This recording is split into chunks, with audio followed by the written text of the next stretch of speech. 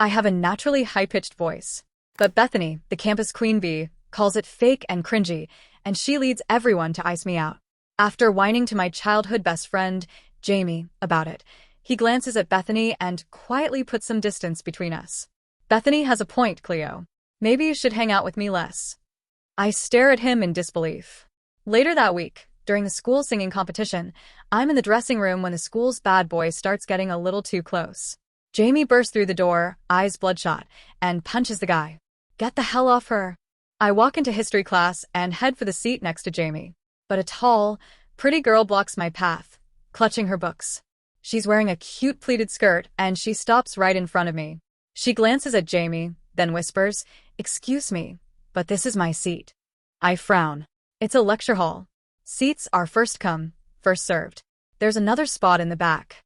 A soft breeze plays with her hair. She bites her lip, eyes reddening, and looks at Jamie again. Jamie. Classic Karen move. I ignore her and pull out my book and notebook. Jamie and I have known each other forever. We're like siblings. He's always gone along with whatever I wanted. There's no way he would go against me for someone else. Right? But then a long, elegant hand taps my desk. I turn. Jamie is smirking. I actually saved the seat for Bethany. You should move. I look at him, stunned. I slam my book on the desk. I was here first. I'm not moving. Bethany's face crumples, like she's about to cry. Just because you have a baby voice doesn't mean you can be mean. The whole lecture hall goes silent. Every eye is on us, even the professors. Bethany is the hottest girl on campus. Blonde hair, sad eyes, angular features. When she's upset, she looks almost like a little animal. Some boys start defending her. Cleo, that's messed up. Picking on someone because they're nice. This is why I hate childhood besties. They use that relationship to bully others. Jamie's usually nice, but damn, his bestie. Her voice is so cringy. She thinks acting cute will make people like her. The noise gets so loud the professor comes down from the stage, frowning. What's going on here? Don't you know class is about to start? Before I can speak, someone blurts out, "Professor, Cleo stole Bethany's seat. She's saying she got here first and is picking on her." I open my mouth to explain, but the teacher silences me with a glare and asks Jamie, "Is that true?" Jamie, closest to the situation, glances at me, then nods. Cleo didn't want to sit next to Dean, so she took Bethany's seat. I spring up, nearly tipping my chair. That's not true. Enough. Seats aren't assigned. If you want a good seat, get here early. Class is starting. Sit in the back or leave. The professor slams his hand on the desk, disappointment etched across his face. Cleo, you always participate in class, but I didn't realize you were this kind of person. I love history. I get here early, read the chapter ahead, raise my hand for every question. Being misunderstood by my favorite professor stings. I watch him walk away, wanting to run up and explain, tell him he could check the security footage. But the bell rings, and my words die in my throat. I drop my head into my hands. The guy in the back is sleeping with his face buried in a denim jacket. That's Dean, the school's baddest bad boy. Rumor has it his family donated an entire library to the school. Just the other day, he supposedly beat up a teacher so badly that the university president had to step in to calm him down. I sit down as quietly as I can, not wanting to wake him. My phone vibrates on the desk. I grab it immediately. Dean lifts his head from the jacket, his narrow eyes locking onto me. My neck goes cold. I shrink back. Sorry. Those eyes stay fixed on me. I expect a punch, but instead, he just lowers his head and goes back to sleep. I breathe a sigh of relief. I check my phone. A string of texts from Jamie. Jamie, I didn't mean to side with Bethany just now, Cleo. She bombed her quiz again, and she's running out of participation points. If the professor doesn't like her, he won't cut her any slack during finals. Don't go talk to the professor after class, okay? I'll buy you the new Labubu, I know you want it. Don't be mad at me, okay? Kitty comfort gif. Jamie's profile picture shows 2 cartoon cats, one blue, one pink, one big, one small. That's us. I drew it when I was 10, and Jamie's used it as his profile picture for 9 years. And now he's using it to ask me to forgive him for siding with another girl. The tip of my pen snaps. I sniff, then look out the window. The blood-red sunset swallows the blue sky. But to be wronged like this by everyone, how can I not be angry, Jamie? Dean props himself up, messy hair falling across his face, shirt unbuttoned. The sunset catches his jawline and the curve of his neck, landing on the desk like a sweet piece of candy. Beautiful and tempting. Other than his temper, Dean is gorgeous. I quickly look away, remembering how violent he can be. Teach, looks like a raccoon, he sneers. Then he stretches his legs and kicks my foot, casually bad boy style. Hey, you woke me up twice. You gotta pay up. I swallow hard, remembering the two guys who were carried away in ambulances. What do you want me to do? Dean studies me for a long moment, chin in his hand. You have a nice voice, he says, swallowing. Sing me a lullaby. Dude, we're in class. Giving in, I quietly sing in his ear for 2 full class periods. I don't dare stop. When the teacher leads the class in chanting, I try to control my volume. Too loud and someone will notice. Too soft and Dean won't be satisfied. His face, buried in the jacket, lifts, watching me. Are you a mosquito? He mutters. I sing louder, scared and frustrated. Finally, class ends. I pack up and head straight for the professor. Halfway there, someone grabs me. Cleo, I told you not to go after it. You don't know what you're doing. Jamie glares. I struggle. Let go. Jamie, let her go, Bethany says sweetly, standing beside him. Maybe Cleo wants to apologize to the professor. It's normal to want forgiveness after all, she did do something wrong. As for me, it's fine. She bites her lip, looking sad. Bethany's the one who got hurt. Why is Cleo apologizing to the professor? She's a teacher's pet. She's always trying to kiss up to get a better grade. She's so gross. Who knows how she gets good grades? There's student elections this afternoon. I'm not voting for her. My face flushes. I need to get elected. If I don't, I might not join the party before I graduate. My parents see it as more important than life itself. I feel like I've swallowed a fly, but I speak up. I told you. Bethany took my seat. Yeah, right. Jamie lets go of my hand, looking bored. You can try, see if the professor will check the footage for something so small. College professors are busy, and it's not like they let anyone check security footage. Still, I stop the professor at the door. Professor, can you check the security footage? Before I finish, he cuts me off. Cleo, I have to teach another class. I don't have time for your little dramas. The whole class laughs. Bang. A row of desks in the back flies across the room. Geez, Teach. What's with the attitude? Dean's rolled-up sleeves show strong arms as he strides forward from the back. I lost the watch you gave me the other day. Maybe we can look at the footage. He nods at Bethany. You look like you're wearing rags. I bet she stole it. Bethany's face goes white.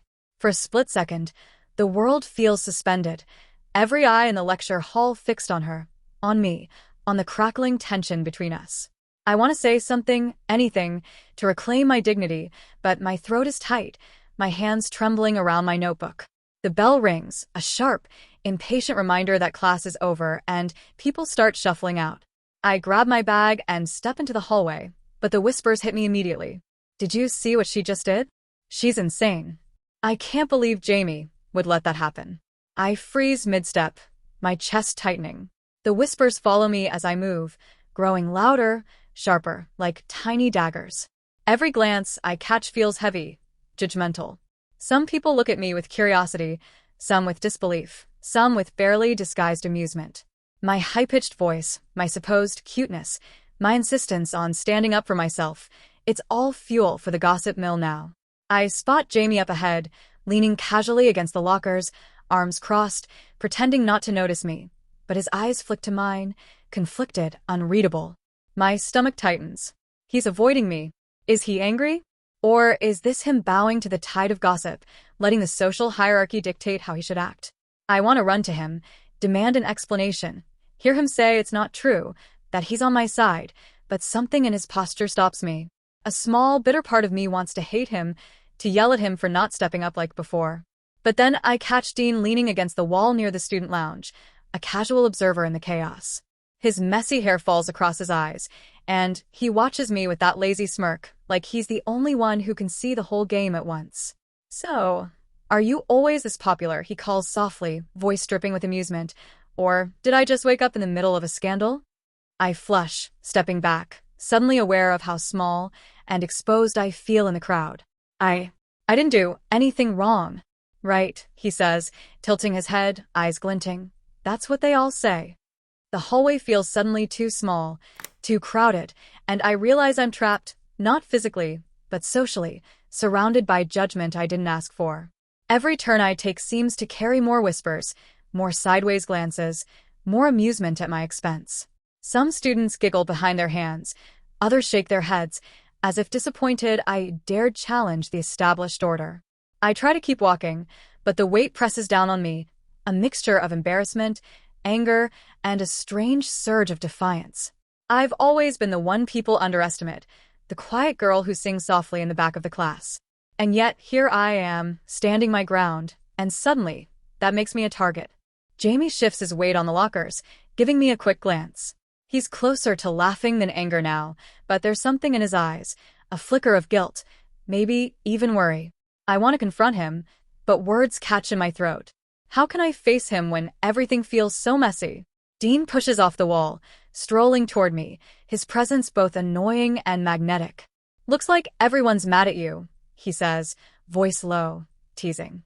And I'm entertained. I grit my teeth, brushing a strand of hair from my face. I didn't do anything wrong. He laughs softly, that kind of laugh that makes your stomach twist and your brain freeze at the same time. Sure. That's exactly what they all say, he murmurs, his eyes glinting as he studies me, like he's trying to figure out how much of me is afraid and how much is stubborn enough to fight back. I take a deep breath, forcing my shoulders back, willing myself to move forward. The hall stretches before me like a gauntlet of judgment, whispers chasing me, eyes tracking every step. But even as I feel the sting of embarrassment, the flutter of panic, there's a small, stubborn flame inside me that refuses to shrink.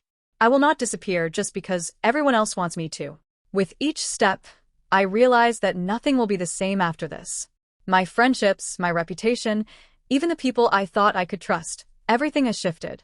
And somehow, amid all this chaos, I know I need to navigate it carefully, or risk losing more than just my pride. The next morning, the campus feels heavier than usual. Whispers seem to float in the air, and even the walls of the library can't shield me from the gossip.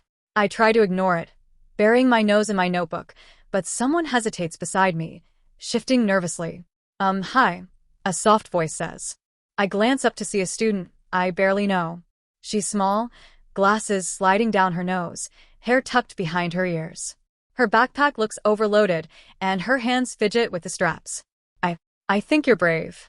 I mean, standing up to Bethany like that. I blink at her, unsure if she's serious or mocking. Brave? I just got pushed into it, I admit. My voice is low, almost embarrassed. She smiles, a small, timid thing, and I notice the way she avoids drawing attention, just like me. I get it. People can be mean. I thought maybe you could help me with the project? We're supposed to form pairs, and I don't know anyone. I pause, surprised. No one's ever asked me to work with them willingly, especially not someone like her, someone who actually seems to respect me instead of judging me. Before I can answer, a familiar voice mutters from nearby.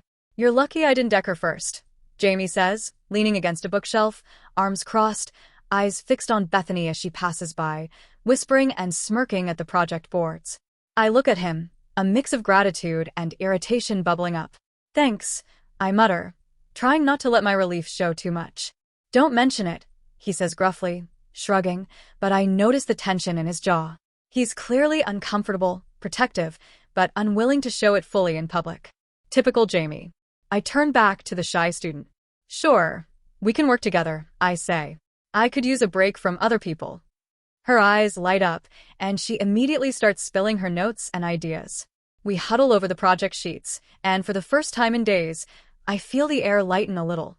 We're outsiders, but for once, that's our strength rather than a weakness. Meanwhile, I can't shake the feeling that Bethany is plotting something. She glances our way repeatedly, a quiet storm behind those icy blue eyes. I know her well enough to read the signs. This isn't over. As we leave the library later, Jamie falls into step beside me, still keeping a slight distance. Just watch your back with her, he mutters. She's not done. Not even close. I glance at him, eyebrows raised. Thanks for the warning. Jamie shrugs, looking awkward, like he's trying to figure out the line between helping me and embarrassing himself. Anyway, I say, letting my voice brighten a little. Let's focus on this project. Maybe we can actually do something right for once. Dean, leaning casually by the campus fountain, smirks at me as we walk past. Looks like the popular girl has followers now, he teases. Enjoy it while it lasts. I shoot him a glare, but inside, I can't help but feel a flicker of relief and excitement. Maybe being an outsider isn't so lonely after all. The announcement came in a flood of texts and social media posts, a campus party that everyone important was attending. I stared at my phone, feeling a mix of dread and curiosity. Parties weren't really my thing. I preferred quiet nights with books or late-night singing practice. But everyone would be there. Bethany would be there. Jamie would probably show up, whether I liked it or not. And Dean, well, Dean could show up anywhere. I don't know if I should go, I muttered, pacing my room. You shouldn't, Jamie said firmly, leaning against my doorway. His arms were crossed, jaw tight. It's going to be a mess. Crowds, gossip, Bethany looking for trouble. I don't want you in the middle of it. I could handle it, I protested, though my voice lacked conviction. You? Handle Bethany in front of 100 drunk, judgmental students. He shook his head. Nope. You're staying safe. End of discussion. I huffed, folding my arms. Jamie's overprotective streak was exhausting, but there was something sincere in his concern. I couldn't argue that. The night of the party, curiosity and nerves pushed me out of my dorm. I decided to go, but cautiously. I hovered near the edges of the crowd, keeping to shadows, observing. The bass thumped like a heartbeat in the large hall, and laughter and shouting blended into a chaotic symphony. And then I saw him, Dean, standing near the snack table, messy hair falling into his eyes, the corners of his mouth lifting in that infuriatingly confident smirk. He spotted me immediately. Well, he drawled, taking a slow step toward me. Looks like the little mouse made it to the lion's den. I flushed, stepping back. I'm just here to observe. Observe? He leaned casually against the wall, looking at me like he could see straight through my defenses. That's not very fun. Parties are for trouble. For daring. For chaos. I opened my mouth to protest, but before I could, a familiar icy glare cut through the crowd. Bethany. Of course. She had found me. She glided toward me like a predator, flawless and terrifying. Didn't expect to see you here, little mouse, she sneered, voice soft but venomous. Trying to act normal? I felt my stomach twist. My instinct was to shrink, to apologize, but Dean was suddenly at my side, stepping between us with a casual arrogance that made my heart race. Careful, Bethany, Dean said, his voice low and dangerous. I bite, but only the ones who deserve it. Bethany froze, blinking at him, her lips pressed into a thin line. I could see the calculation in her eyes, trying to decide if it was worth confronting him. I felt my cheeks burning, confused and thrilled at the same time. Dean's attention was a strange, thrilling warmth against the chill of Bethany's scrutiny. Hi, I said lamely, hoping my voice didn't betray my nerves. Dean smirked, his gaze sharp. Hi, Cleo. Relax. I've got this mostly. Bethany scowled, but didn't push further. She drifted away, leaving me standing awkwardly, heart still pounding. Jamie finally appeared, watching the exchange with an unreadable expression. You could have just avoided her, he muttered quietly, pulling me gently toward the refreshments table. I tried, I whispered back, glancing over my shoulder at Dean. But I didn't expect him. Jamie huffed, exasperated but secretly relieved. Figures. Only you could get saved by him.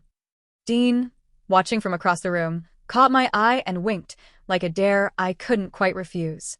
My pulse spiked. This party was already a disaster waiting to happen, but also impossibly, intoxicatingly exciting. The morning after the party, the campus feels quieter than usual, almost eerie. I wander toward the music practice room, trying to shake off the chaotic mix of adrenaline, embarrassment, and excitement from last night. Dean's smirk, the way he'd stepped between me and Bethany, it's impossible to ignore. I push open the door and find Dean already there, strumming lazily on a guitar. His messy hair falls into his eyes, and he doesn't even glance up when I enter. You sing loud enough to wake the dead, he says finally, voice casual but amused. I like it. I freeze mid-step. Why are you even paying attention to me? Maybe because no one else is brave enough to, he says, shrugging, as if it's the most natural thing in the world. He tilts his head toward the instrument. Show me again. I hesitated, suddenly self-conscious. But the curiosity in his eyes, the genuine intrigue, pushes me forward. I sing softly at first, then louder, letting the melody fill the room. When I finish, Dean sets the guitar aside and leans back against the wall. "You're not what I expected," he murmurs. "Most people, they just follow the crowd. You stand your ground, even when it's dangerous." I frown. Dangerous? It was just Bethany and a few whispers. He laughs softly, low and private, as if sharing a secret. To me, danger has a lot of faces, and some are harder to read than others. The words hang in the air, but before I can ask what he means, Jamie bursts in, face red, hands shoved into his pockets. "Really? Practicing music with him? Now?" His voice is a mix of exasperation and jealousy. Dean smirks, eyes glittering. "Relax. I'm not contagious." Jamie glares, clearly unimpressed with the joke, and crosses his arms. "You think you can just waltz in and what? Protect her? Charm her? Make her forget what's real?" I blink, caught in the middle. "Jamie." "No, Cleo," he cuts in, voice tight. "Don't. Not this time." Dean tilts his head, studying Jamie like he's a puzzle. "Careful, kid. You're territorial." "Cute, but territorial." Jamie grits his teeth, his jaw tight. He's clearly struggling to hide how much it bothers him to watch Dean interact with me. And maybe that's part of why I feel a tiny spark of something strange, something confusing, toward him. Later that afternoon, I overhear Bethany in the cafeteria, speaking to a friend in hushed tones. Her voice is softer, almost vulnerable, far from the sharp, confident tone she wears in public. I can't let her replace me," she whispers, clutching her coffee cup tightly. "People already forget me when someone new comes in. It's like I'm invisible unless I fight to stay visible."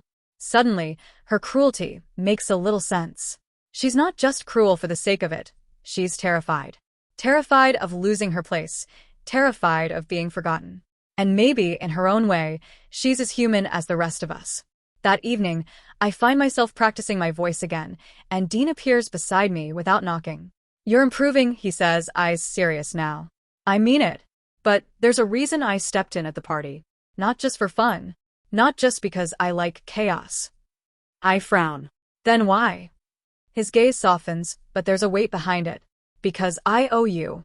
And maybe because I want to see what happens when someone doesn't back down, no matter how unfair it gets." I swallow hard, my heart hammering. The motives, the secrets, the unspoken feelings, they're tangled, dangerous, and somehow thrilling. And as I glance over my shoulder at the empty campus corridor, I realize that nothing is as simple as it seemed. Bethany isn't just a villain, Jamie isn't just my protector, and Dean isn't just chaos wrapped in charm. The game has changed, and somehow, I'm both the player and the prize. The auditorium was buzzing with anticipation.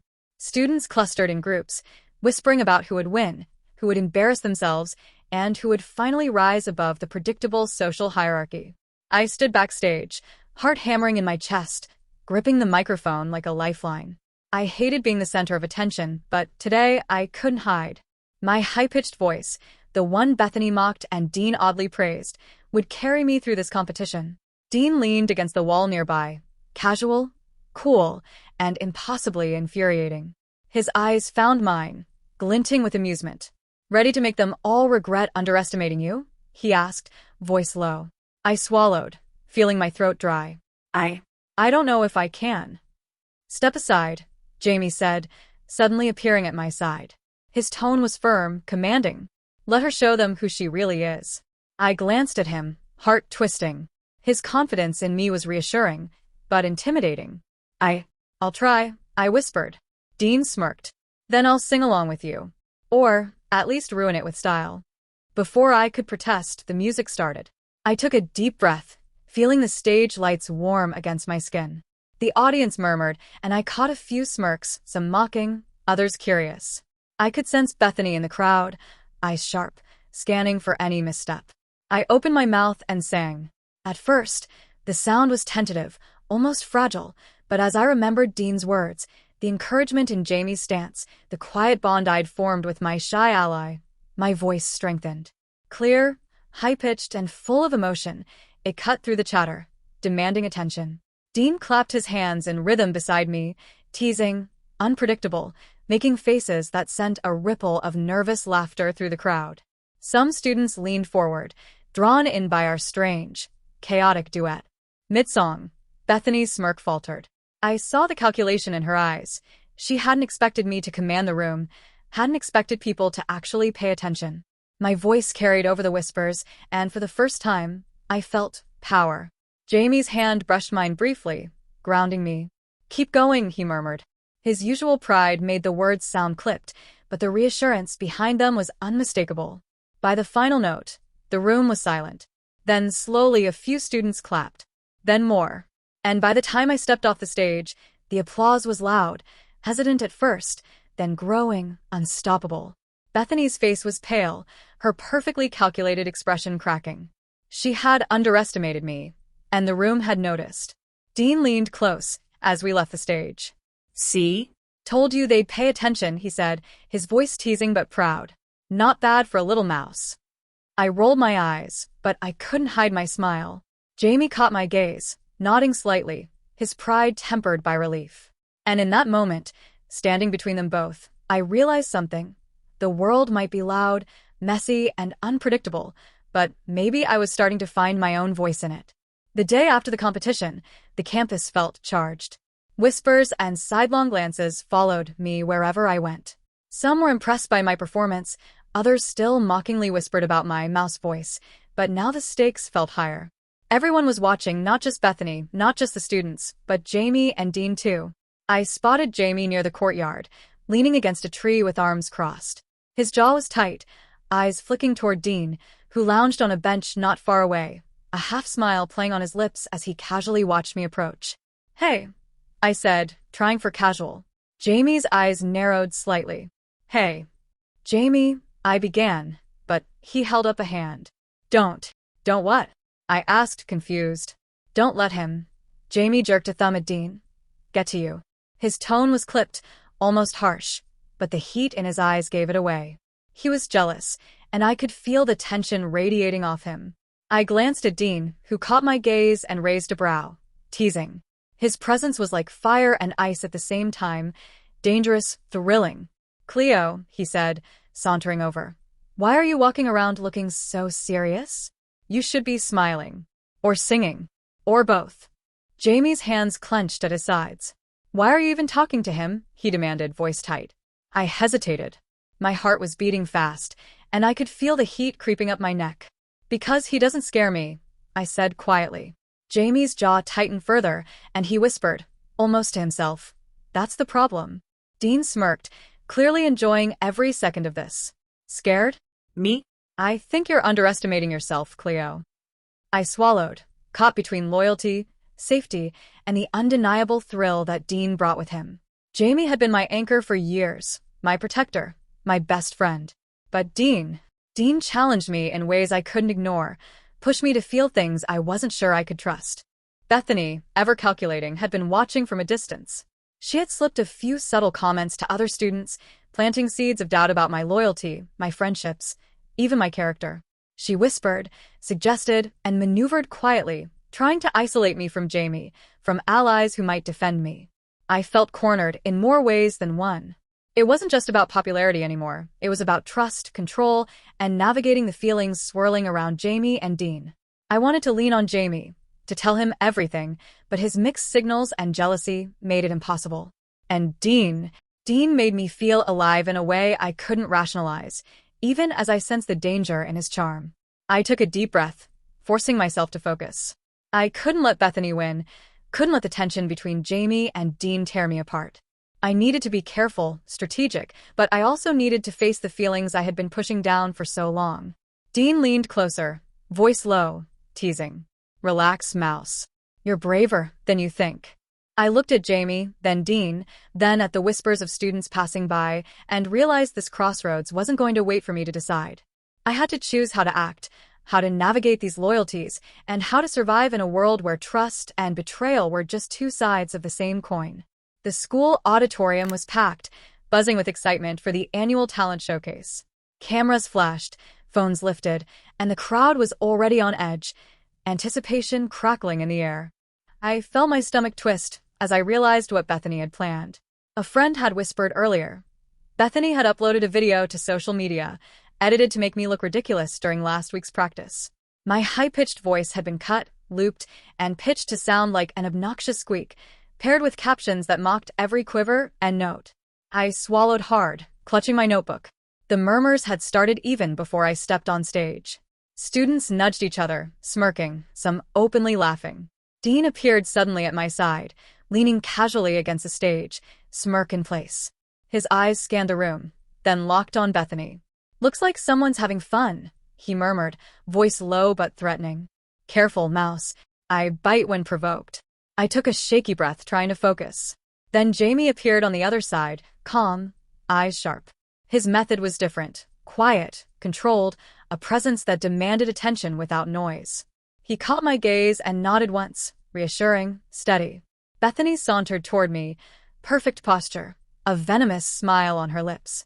"You think you can just—" she began, voice dripping with mockery. I stepped forward, raising my chin, letting the microphone capture my calm, steady voice. "No," I said clearly. "I know I can." The room went still for a heartbeat.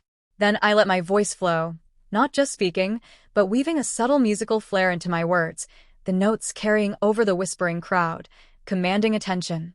Dean grinned, clearly delighted. "Finally, someone who talks back," he muttered, stepping back, letting the tension ripple through the room. Jamie's glare was sharp, intense. "Don't push it." "Not yet," he muttered, a warning buried in his protective stance. I ignored the tension between them for now, focusing instead on Bethany. She faltered for the first time, blinking, her confident mask cracking as my combined wit and musical presence turned the tables. The crowd reacted.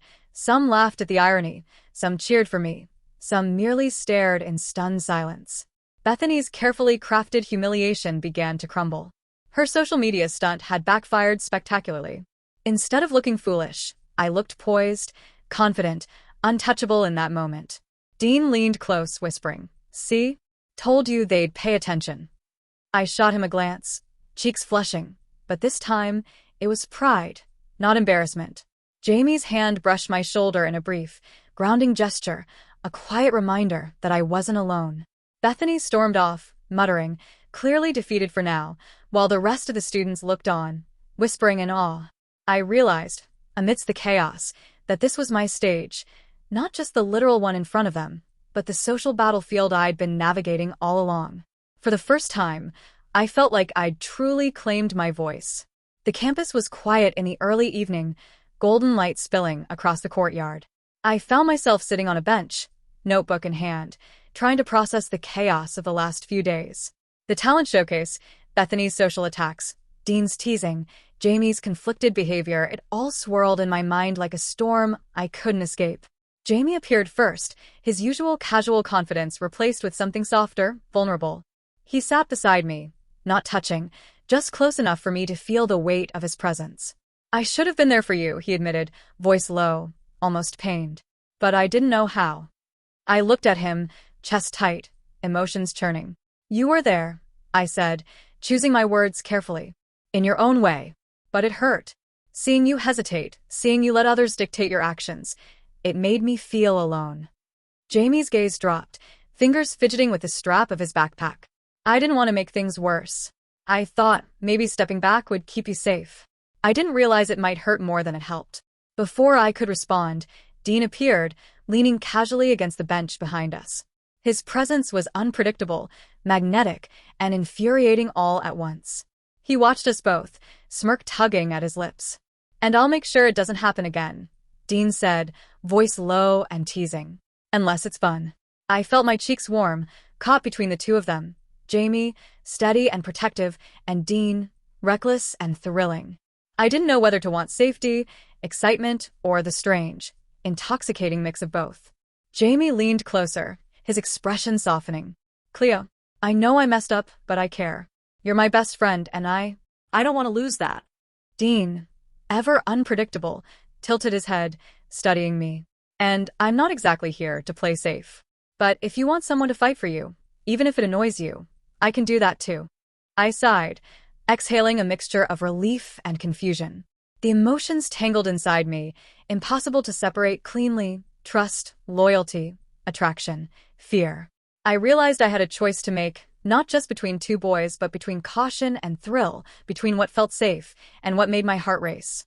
I need time, I whispered finally, voice barely audible, to figure out what I want and who I want it with. Jamie nodded, understanding but pained, while Dean's smirk softened into something almost like approval. Fair, Dean said. But just know, I'm hard to ignore. And as they both left, each in their own way leaving a mark on me, I realized that life at school would never be simple again. Between friendship, loyalty, and the dangerous pull of excitement, I was learning that sometimes the hardest choices were the ones that mattered the most.